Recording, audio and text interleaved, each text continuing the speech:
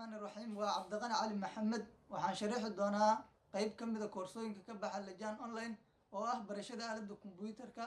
waxaan u sharixi doonaa qaab casharo isku xiran ah oo silsilado ah at least 10 cashar 30 cashar 20 cashar.